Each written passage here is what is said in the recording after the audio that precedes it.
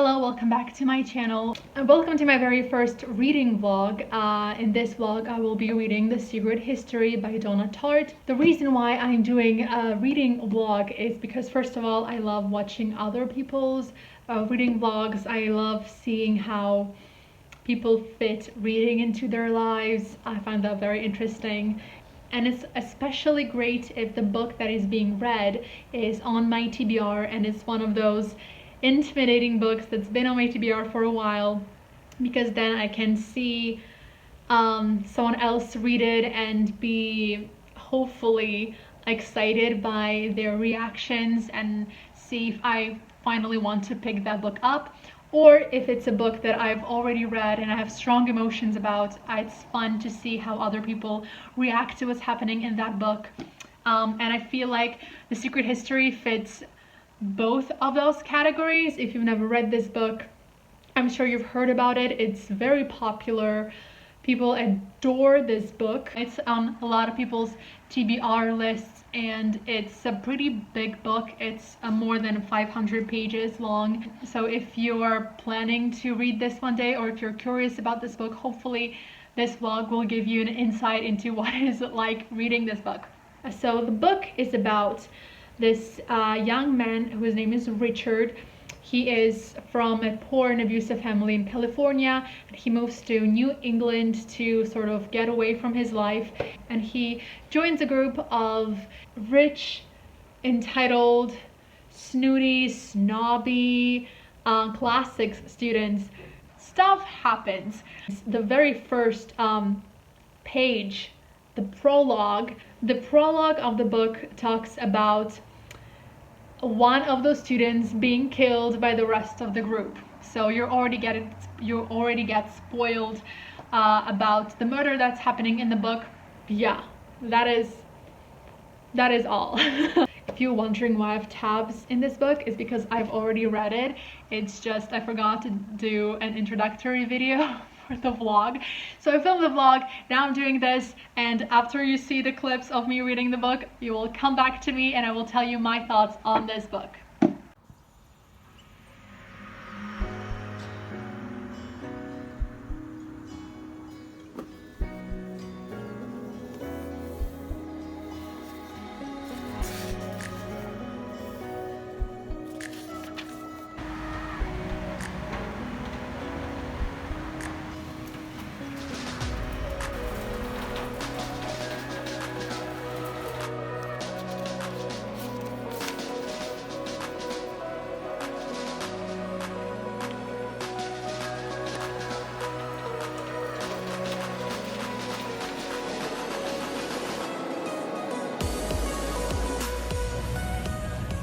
Back from dinner and I'm getting ready for bed, but before bed I will finish the first chapter, which will put me at page 49, I think. I'm really enjoying this so far.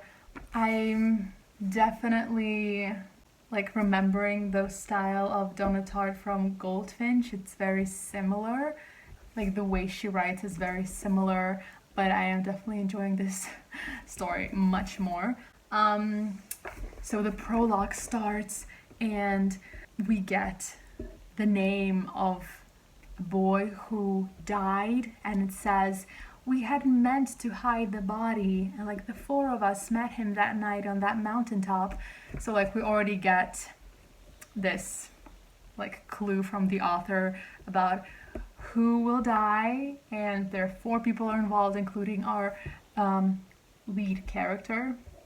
So that was a very intriguing way to start a novel. And then of course in chapter 1 it starts from the beginning about this guy whose name is Richard. He's from California. He is very unhappy. His family is like, both his parents don't seem to even like him that much. Finds this pamphlet for a school in New England, which is this very prestigious school that's focused on the humanities, and with some financial aid he gets in. I'm so tired. He gets into the school and he wants to study the classics. There's 5 people in the class, and our main character sort of finds a way to join them, so he becomes the sixth student of that class. The book definitely has the like dark academia vibe. It has that aesthetic, but these characters almost like take that aesthetic too far. Like the way they're dressed, it's almost a parody. They're almost, the way they're described is almost as if they're wearing costumes. Like they're very theatrical and eccentric, and they're all filthy rich, and you know the way they talk as well, it all very much is a couple of kids. I don't know how old they are, like 20, 19 maybe, and the way they behave, it all very much is like a young person studying ancient Greek and reading Plato and talking to their eccentric friends about philosophy. And it's just, it almost seems like they get off on being that person. I'm actually very interested in seeing, as we get to know these characters better, to see how they develop and to sort of see the like human side of them. But yeah, so tomorrow we are going on a like day trip with our parents to the city of Klin, which is like 80 kilometers away from Moscow, to see the house museum of Tchaikovsky, the famous Russian composer you might have heard, the Nutcracker or Swan Lake. That's him. And I will be listening to the audiobook on our way there, so I will be updating you probably tomorrow evening. I'm going to bed.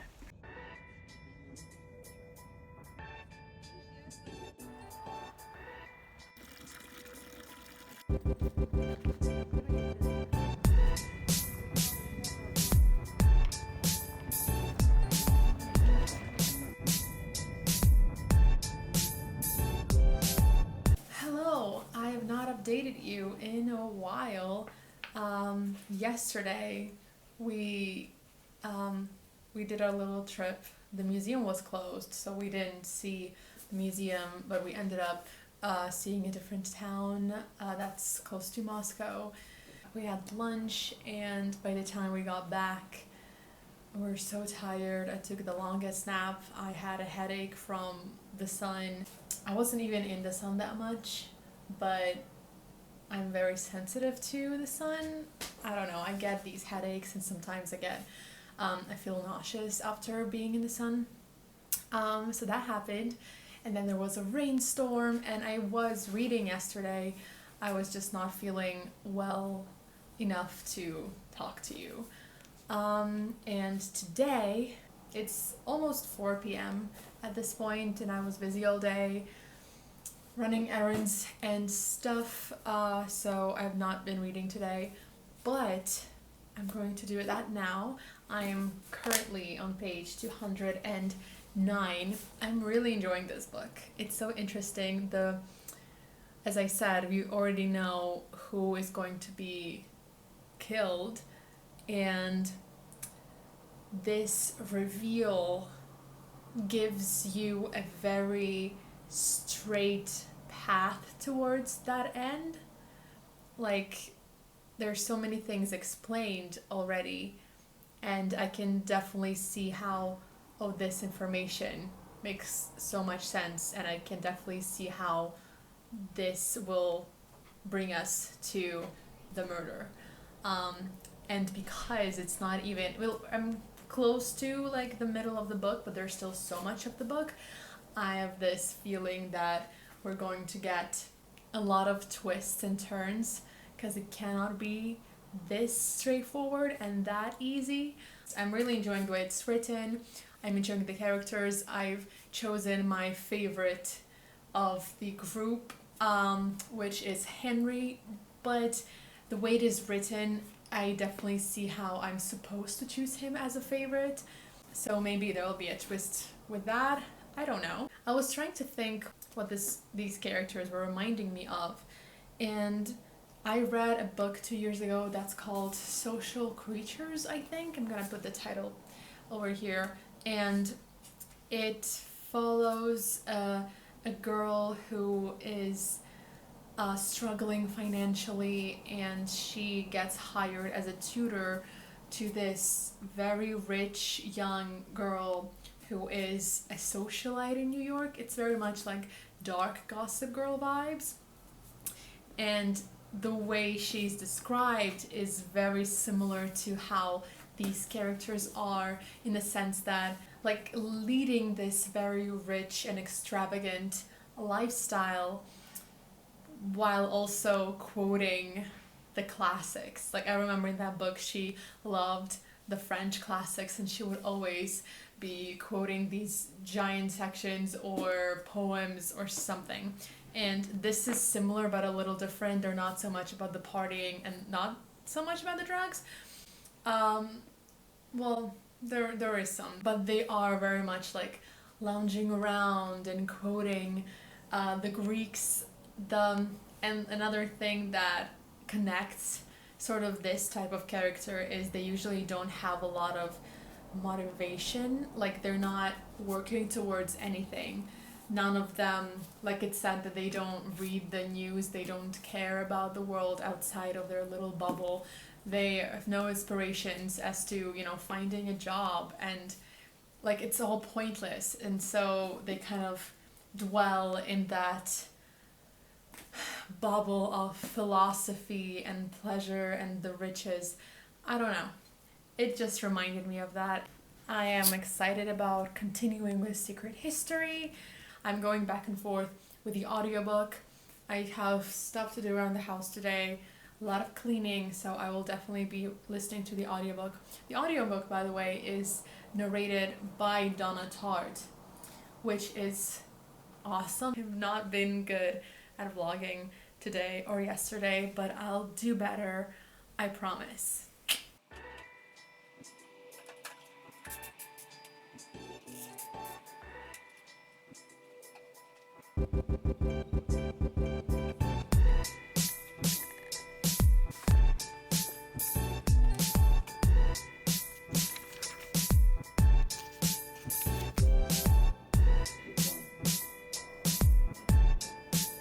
Hello, it's been a few hours now. We had dinner. I did manage to read for a while. Then we had dinner, we watched one of the Sherlock Holmes movies, and I'm now going to bed. I did manage to get to page 287, and yeah, I'm really enjoying what's happening. I'm a little confused though at what's going to happen next. I'm not gonna go into why I'm confused because that will be spoilery. And yeah, I'm going to bed, and I'll talk to you tomorrow.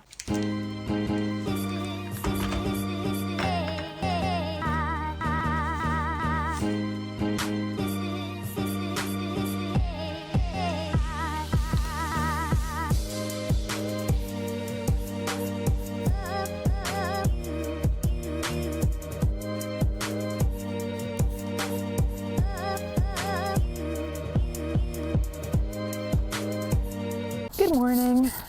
As you probably saw, I had breakfast, wrote in my journal, and I've decided to take a little walk since it's nice and chilly today.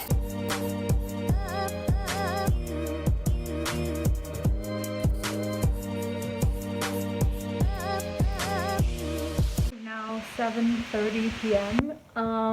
When I came back from my walk, where I also listened to the audiobook, me and my sister did a workout, then we had lunch, then I had a shower, then we went grocery shopping, and then I decided to film a video, and my camera died. So here we are, but I did manage to get to page 363, like from just listening to the audiobook all day.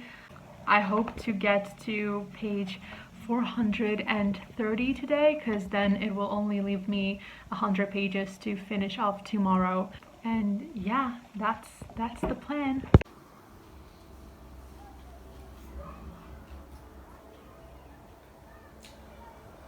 I'm watching Inception for the first time and my brain is hurting. What is happening? Good morning. It is the next day.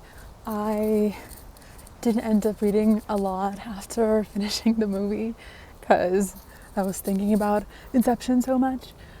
I did get to page 420, I think. So I think there's no reason why I shouldn't finish the book today. I have a lot of things to do today. And yeah, now I'm on my morning walk in the woods. I might stop and get coffee, and I'll continue listening to the audiobook. I keep looking at myself instead of the camera. I'm sorry. But yeah, I'll update you later. Hello, and I am back after my walk. I have my iced coffee. I was so surprised to see that Starbucks, they gave me a paper straw. I did not know they carried paper straws. I am very upset that I can't use my reusable cup because of the COVID situation. But I'm happy about the straw because I forgot my metal one today. Anyway, while I was walking, I first of all walked like 5 kilometers, and I got to page 474, which is very close to the ending. I do want to revisit a few of the scenes that I listened to, just because I am listening to everything on double speed, and there are certain points where I like rewind and listen to the same scene several times because I felt like there was something more between the lines, and I want to review those scenes with my eyes. This is not the kind of novel that is full of, you know, surprising twists and reveals. It doesn't feel like a mystery because you're sort of on the side of the perpetrator, basically, since, you know, they were responsible for that murder. However, there is a little bit of a mystery when it comes to, you know, the main character, Richard, not being fully part of the friend group. I mean, he's close to them, but there's definitely some like inner dramas that he's not always privy to. So some of the reveals lay in those relationships, but the closer I get to the end, the more there have been these moments of revelations, and I'm really hoping that like at the very end there's some crazy twist. But I don't know, since this is not the kind of fast-paced thriller mystery, even I'm so close to the end, and I don't see this being a 5-star read for me. But I think this is also the kind of book that I will need a little more time after the end to sort of see how I feel about it.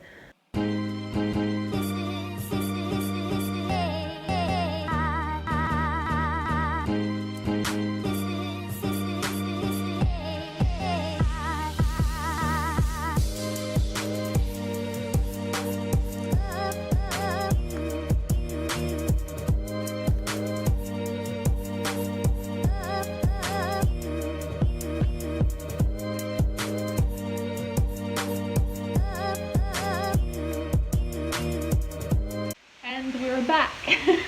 So I finished this book a few days ago. Right after I finished it, I went on a 3-day trip, so I had time to think about everything that happened and my thoughts on it. As I was finishing the book, and exactly after reading the last page, I knew that this was not going to be a 5-star.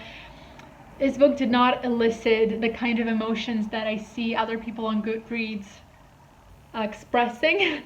In fact, I was so, you know, the kind of book that you don't know how you feel about. That's me with Secret History. In fact, I went on Goodreads and I read a lot of reviews of other people, those that loved it, those that hated it, and there are definitely more of those people that loved this book. Here are my thoughts. I don't fully understand what the point of the book was. So the book is actually divided into two parts. The first part leads up to the murder that we read about in the prologue. We sort of see how this guy, how he moves to the new school, how he gets acquainted with these students that become his friends, and sort of what happens to lead to that murder. I'm not going to spoil this book, so don't worry. And the second part of the book is kind of what happens after the murder occurs. There's no much plot happening. There's not much mystery. There isn't really any mystery. It's mostly exploring these like relationships within this group of friends, and sort of how these relationships are tainted by secrets. And I don't know. Honestly, I have no idea what Donna Tartt was trying to do. It's written beautifully. It definitely has like that vibe of academia. It's also set in the 90s, so there's no internet, there's no phone. I feel like internet would have definitely changed the story so much. There's a lot of cigarette smoking. There's a lot of alcohol, there's a lot of drugs. It feels more like, it feels wrong to say a slice of life, but that's kind of what it feels like. You're exploring these characters, but I don't really see how this book, I don't see the point of this book except for creating this very atmospheric image. Also, these characters are around 20 years old, so they're very young, and they definitely they think they act like they're adults, but in what they're saying and how they act, you can definitely see that, very young person that is trying to look and sound and act mature, but because they try so hard, you can see how naive they are.